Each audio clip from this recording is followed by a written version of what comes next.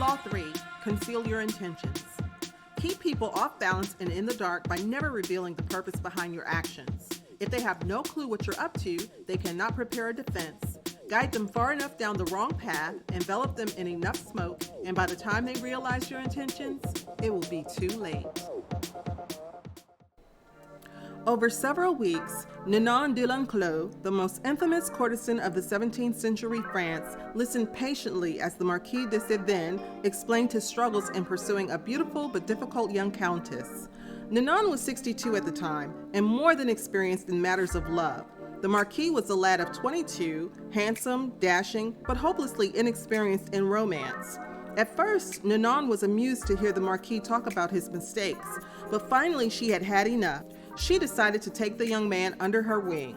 First, he had to understand that this was war, and that the beautiful countess was a citadel, to which he had to lay siege as carefully as any general.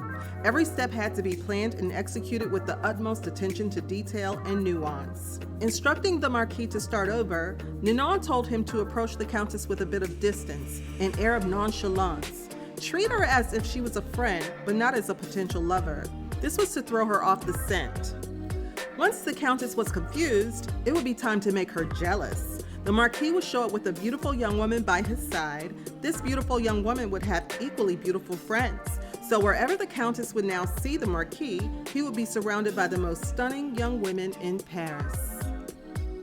It was hard for Ninon to make the Marquis understand, but she patiently explained that a woman who is interested in a man wants to see that other women are interested in him too. Not only does it give him instant value, it makes it all the more satisfying to snatch him from their clutches. Once the Countess was jealous but intrigued, it was time to beguile her. These moves were executed and took several weeks. Through her network of spies, Ninon heard that the Countess was suddenly asking questions about the Marquis. Ninon felt certain that the young woman was falling under his spell.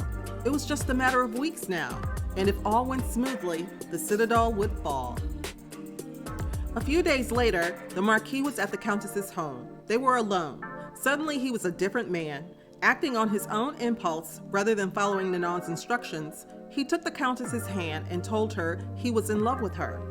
The young woman seemed confused, a reaction he did not expect. For the rest of the evening, she avoided his eyes. The next few times he visited, he was told that she was not at home.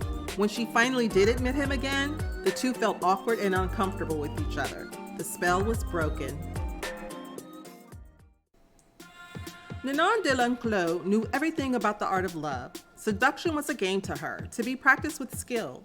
As she got older and her reputation grew, the most important families in France would send their sons to her to be instructed in matters of love. Ninon knew that men and women were different, but when it comes to seduction, they feel the same.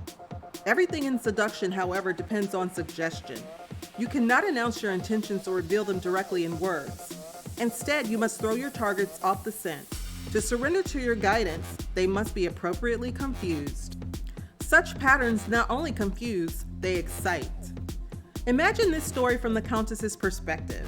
After a few of the Marquis's moves, she sensed that the Marquis was playing some sort of game, but the game delighted her. She did not know where he was leading her, but so much for the better. His moves intrigued her. Perhaps the Marquis had ulterior motives. Most men do. But she was willing to wait and see, and probably if she had been made to wait long enough, what he was up to would not have mattered. The moment the Marquis uttered the fatal word, love, all was changed. This was no longer a game of moves, it was an artless show of passion. His intention was revealed. He was seducing her. This put everything he had done in a new light. All that before had been charming now seemed ugly and conniving. The Countess felt embarrassed and used. A door closed that would never open again. Do not be held a cheat, even though it is impossible to live today without being one. Let your greatest cunning lie in covering up what looks like cunning.